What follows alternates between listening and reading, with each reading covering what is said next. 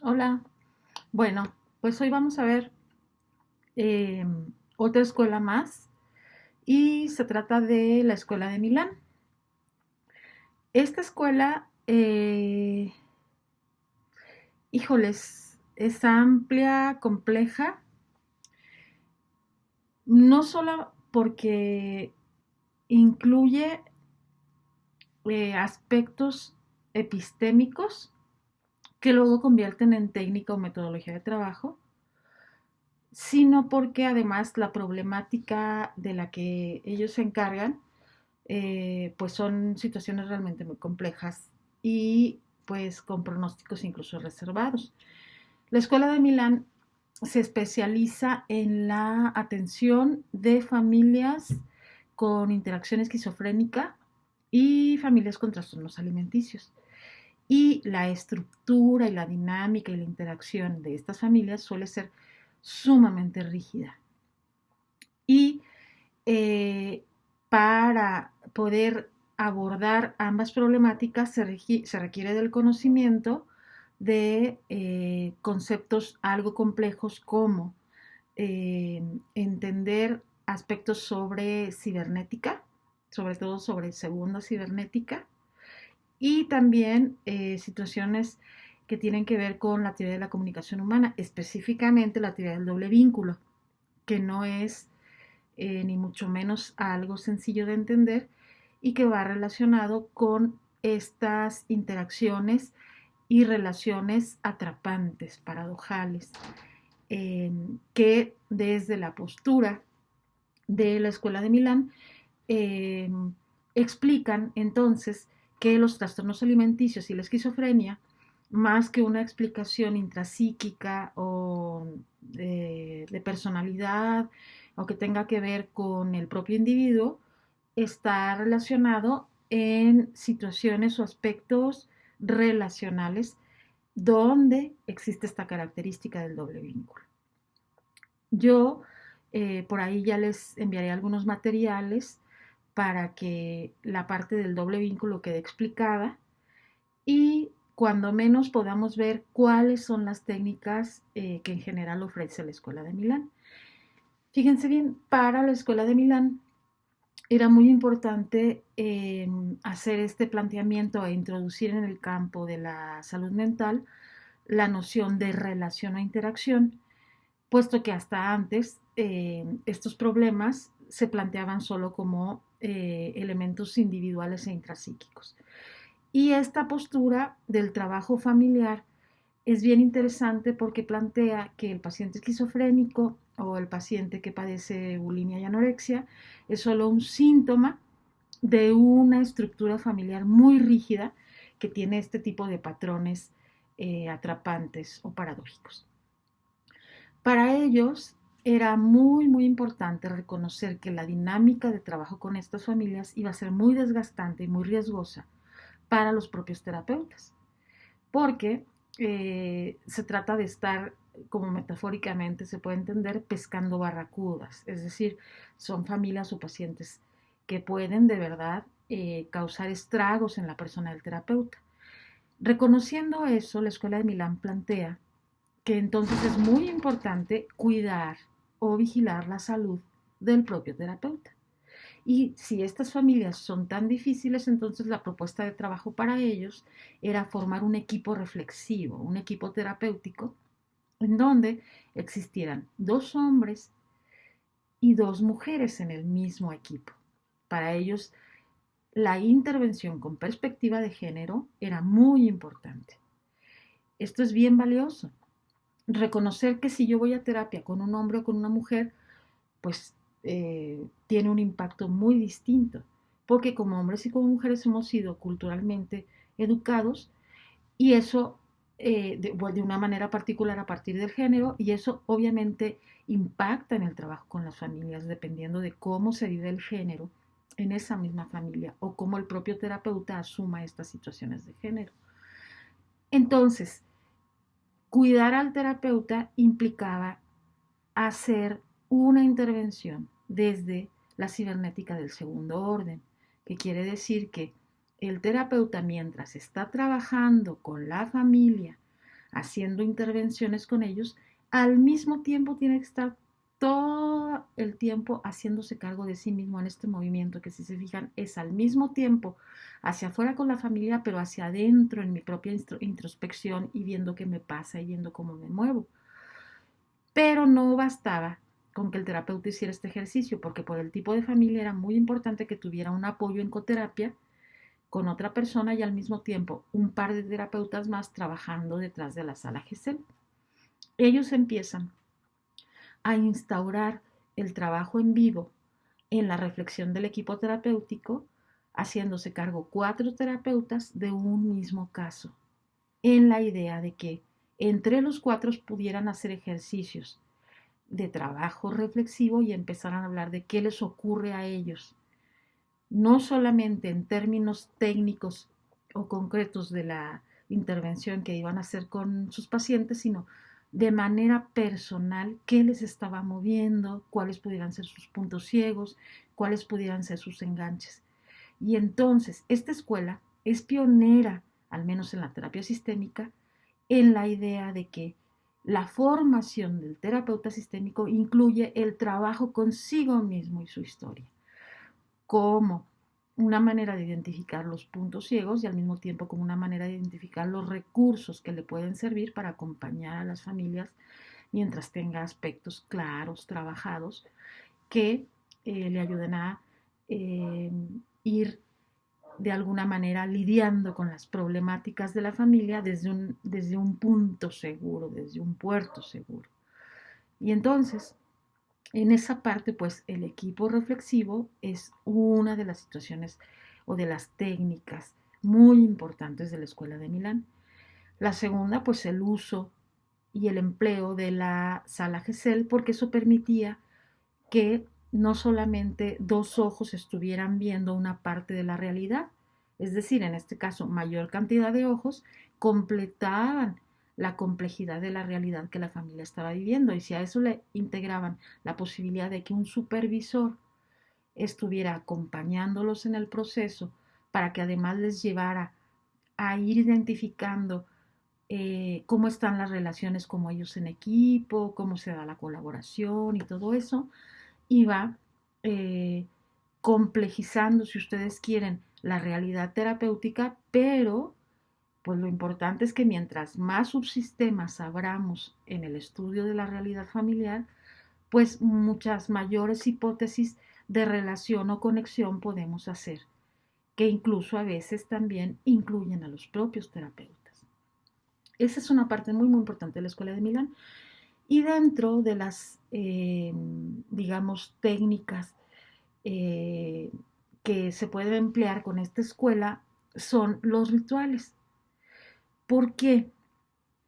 Ya dijimos que la comunicación de estas familias suele ser paradojal y sabemos, por ejemplo, que en términos de la esquizofrenia, intentar seguirle el paso al discurso psicótico es desgastante y no te lleva a ningún lado. Es decir, son magos en hablar de nada, hablar muchísimo y no llegar a ningún punto. Acuérdense que una de las características de la comunicación esquizofrenizante es hacer como que nada pasa. Entonces, si sigues una pista no te va a llevar a ningún lado y es súper desgastante. En reconocimiento a este tipo de comunicación, a la Escuela de Milán se le ocurre trabajar con el mismo tipo de lenguaje que utilizan estas familias y para ello utiliza el menor, la menor cantidad de lenguaje verbal y todo lo va haciendo a través del lenguaje no verbal, construyendo rituales que le permitan a la familia llegar a soluciones sin necesidad de verbalizarlos o incluso sin necesidad de hacer conciencia, simplemente modificando los patrones de conducta. En esa parte, bueno, pues la Escuela de Milán tiene una variedad tremenda para este tipo de intervenciones, más bien analógico, no digital, es decir, no verbal. Entonces, un ejemplo concreto de ritual se puede, por ejemplo, hacer Em, Les platico la historia que en alguno de los textos leí y tenía que ver con una familia italiana que se encargaban eh, de la producción ganadera y agrícola en un campo que fueron ampliando luego de muchas tierras. Este, este modo de vida y de trabajo ya tenía 3 generaciones cuando la familia acude a consulta por la presencia de una hija con trastornos alimenticios. Y entonces, esta familia, que ya tenía unas 3 generaciones trabajando en eso, los primeros, los padres y sus hijos, la primera generación, fueron haciendo todo ese capital y todo ese trabajo, y luego los nietos, los hijos y los nietos continuaron, y luego los bisnietos también. Así que ya había 3 generaciones anteriores, 4 con los padres, dedicándose a lo mismo y ampliando el trabajo. Pero una característica es que todos tenían que quedar en la misma área. Así que era como vivir, pensemos, no sé, en un pequeño rancho, en un pequeño poblado, y todos de alguna manera muy, muy cercanos, dedicándose a las mismas situaciones. Para esta familia, el mandato, digamos, o el valor fundamental era que eran una familia muy unida, que casi nunca estaba en desacuerdo, porque todos tenían una visita, todos tenían una labor común.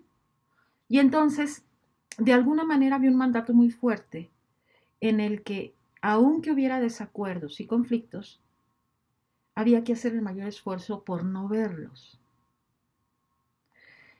Y entonces eso cumple un poco con este principio de la comunicación esquizofrenizante, en donde pasan cosas, pero nadie las ve, nadie habla de ellas y hacen como si nada ocurriera.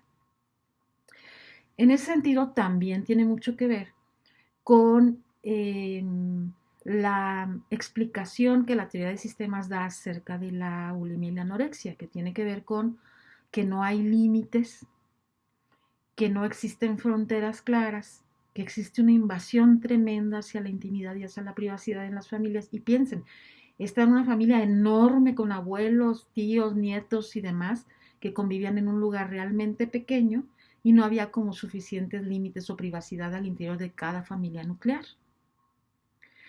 Y para los terapeutas sistémicos, el símbolo de la anorexia o la bulimia es que el único límite que puedo poner es que yo decido qué entra de aquí para adentro. Por eso eligen, y es en la única forma que tienen el control, porque afuera todo está invadido y de nada tienen el control. Y entonces el asunto de estar controlando qué entra y qué sale es el único vestigio de control que les queda ante toda esta invasión de la privacidad.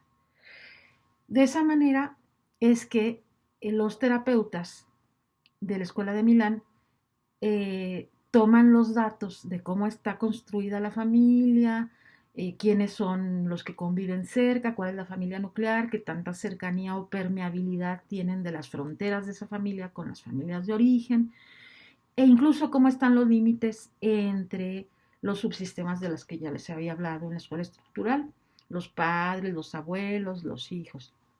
Y se dan cuenta que en esta familia no existen ni límites ni fronteras. Es un muégano tremendo. Y entonces, la escuela de Milán tiene una forma de trabajo que es muy interesante. Ellos dividen sus intervenciones en 4 grandes momentos. El primer momento es una entrevista telefónica en la que se descubre esta situación general que ya les hablé ahorita. Entre la entrevista telefónica y la primera entrevista donde ya se recibe a la familia, existe una reunión con todo el equipo terapéutico, es decir, los 4 terapeutas, en donde se empiezan a poner de acuerdo y a organizar qué van a ver en la primera sesión, cuáles son las hipótesis iniciales, qué información les falta recopilar, qué le pueden sugerir a los terapeutas que hagan, sabiendo que en todo momento, si los terapeutas se sienten atorados por la situación de la dinámica de la familia, los terapeutas que están atrás del espejo pueden marcar, les pueden apoyar, les pueden sugerir o incluso les pueden pedir que vengan un momento para que ellos puedan despejarse un poco o darles herramientas si los están viendo demasiado atorados. Es un trabajo muy de equipo, que está muy padre en primer momento, pero que en la práctica luego suele ser complicado, porque existe competencia, porque existen conflictos en los puntos de vista y es difícil trabajar en equipo, así que esto requiere un entrenamiento. El trabajo reflexivo del equipo terapéutico requiere mucho entrenamiento. Bueno, y entonces se hace la primera llamada y el grupo se reúne para ver qué van a ver en la primera sesión. Ya en la primera sesión pasan dos terapeutas, un hombre y una mujer, frente a la familia, y atrás se queda un hombre y una mujer para apoyar en lo necesario. Pero en todo momento se le informa a la familia que los terapeutas son 4, que 2 están a la vista y 2 están atrás, pero que en algún momento podrían incluso aparecer para algún ejercicio o incluso en alguna sesión cambiar los roles. Ellos saben que están en manos de 4 terapeutas. Y durante esa sesión se van recuperando datos o planteando situaciones o intervenciones. Regularmente estas intervenciones van dirigidas a modificar la interacción o la relación, a veces en la búsqueda de que se den cuenta de lo que ocurre, y para eso sirve a veces grabar las propias sesiones. Las cámaras GESEL regularmente están equipadas con equipo de grabación para, si es necesario en algún momento, mostrarle a la familia cómo se relaciona o qué está haciendo sin que incluso se dé cuenta. Y se hacen lecturas en donde, por ejemplo, la manera de hablar de una persona hace que fulanito reaccione siempre de la misma manera, aunque ellos no lo hayan notado. Así que observar las propias sesiones de trabajo es muy, muy valioso. Bueno, en esa sesión es que se le va a dejar de tarea, por ejemplo, el ritual a esta familia. Y se le explica con la misma claridad con la que ya les expliqué que se hace la odalía. Se le puede dar incluso una hoja de instrucciones o se les pide que vayan tomando nota de lo que van a tener que hacer. ¿Qué se les ocurrió a los terapeutas en esa situación en la que la chica va por un trastorno de alimentación y está ligado con que en esa familia el principio básico es que no se vale hablar mal de nadie, no se vale hacer evidentes los conflictos porque eso haría peligrar la, eh, la armonía y la lealtad y los acuerdos que esta familia tiene que tener y que ha heredado por muchos años, ¿no? Pero, pues para esta familia era importante que de eso no se hablara. Sin embargo, sabemos que en todas las familias existe como necesidad la comunicación de afectos negativos, no negativos por malos, sino de tristeza, de dolor, de miedo, de desacuerdo, de enojo. Es algo que tiene que abordarse en cualquier familia para ver cómo le hacen, cuáles son sus recursos o cuáles son sus dificultades, pero no se puede plantear como objetivo que eso no exista. Eso es parte de la vida de cada familia. Y acá lo dejaron cortado, no le dieron nunca tiempo ni espacio.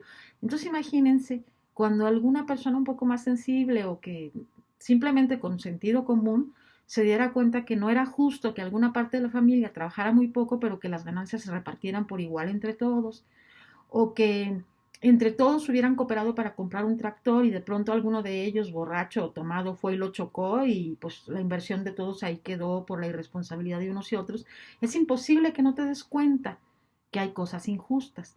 Cuando esta chica empieza a darse cuenta de eso, la familia empieza a atacarla y la empieza a bloquear de alguna manera, haciéndole sentir que tenía mal corazón, que era como muy interesada, que, es decir, que lo que ella estaba viendo no era algo, era algo como de mala intención, ¿no? No algo que realmente estaba pasando. Los terapeutas, en lugar de querer explicarles esto que yo les explico a ustedes, a la familia, sabiendo que el tipo de comunicación que tienen es evasivo y no va a entrar, deciden diseñar un ritual y le piden a la familia lo siguiente. Les piden que de ese día de la sesión a la siguiente, repitan un ritual todos los días a la misma hora. El ritual va a ser el siguiente.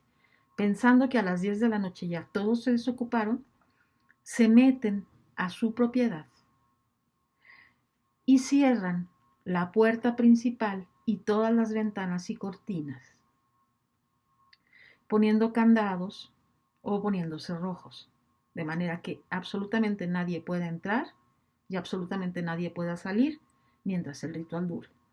Eso es lo primero. En términos de hipótesis sistémicas, lo que están haciendo simbólicamente los terapeutas es marcar un límite, separar el muégano del resto. Y lo hace simbólicamente cerrando puertas y ventanas. Bueno, eso es muy, muy importante y de manera simbólica lo deja incluso sin tener que explicarlo. Así funcionan los rituales. Cuando ya están adentro, les pide que apaguen las luces y que dejen solamente una vela en la parte central de su mesa del comedor y que se acomoden como regularmente lo hacen a la hora de comer. Y que ellos decidan quién va a iniciar el turno. Eso puede ser, si hay un orden muy rígido, les pide que haya espontaneidad y que cada quien decida quién va a empezar. Si hay mucho desorden, los terapeutas empiezan a marcar la jerarquía y quizás dicen desde el mayor y luego a la derecha o por edades. Eso ya lo va viendo cada equipo terapéutico en función de qué quiere modificar en la estructura a través del ritual. Y entonces les pide que con un reloj de arena o con un temporalizador se cuenten 15 minutos en los que cada una de las personas que forman esa familia nuclear va a tener la oportunidad de hablar acerca de las cosas en las que está en desacuerdo con esta familia, pero también con la familia extensa. Los motiva a que se vuelva legítimo y se permita hablar de lo que hasta ahora no se ha permitido, en la seguridad de que están en su espacio protector de su familia nuclear, separada del resto de la familia. Si alguna persona elige no hablar, porque todavía sienta deslealtad o por el motivo que sea, porque siga siendo obediente al mandato familiar, que además es un mandato inconsciente, es decir, no hay carteles en la familia donde digan, no hables de esto, no. Las familias, yo no sé cómo, pero se van dando cuenta de qué se vale y no se vale en su familia. Y en esa familia el mandato familiar era no hablar de los desacuerdos, no hablar de las cosas que no nos parecían. Y en eso era muy, muy importante que cada uno tomara su turno. Y todos iban a tener 15 minutos para hacerlo. Habría quienes decidieran no usar ese derecho y estaba bien, pero se tenían que pasar los 15 minutos en silencio. No es como paso y se lo paso al otro, no es paso y decido que este tiempo me lo quedo en silencio. Eso lo iban a tener que estar haciendo hasta que todos terminaran. Terminando el ejercicio y apagándose la vela, entonces sí, no podrían hablar de ese tema en ningún momento ni en ningún lugar más que alrededor de la mesa después de las 10 de la noche, con la puerta cerrada y la vela encendida. Ese era el ritual y cuando regresan a la consulta platican cómo les fue, qué ha cambiado y qué situaciones han ido mejorando o se han ido transformando. Básicamente esa es la función de los rituales.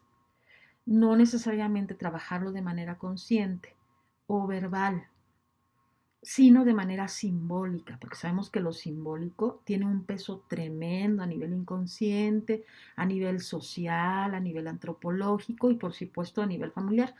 Todas las familias tenemos nuestros rituales y van ligados a costumbres y muchas situaciones que el equipo estudia y analiza para poder diseñar un ritual específicamente apropiado para cada familia y la problemática. Los rituales se basan siempre en una hipótesis sistémica.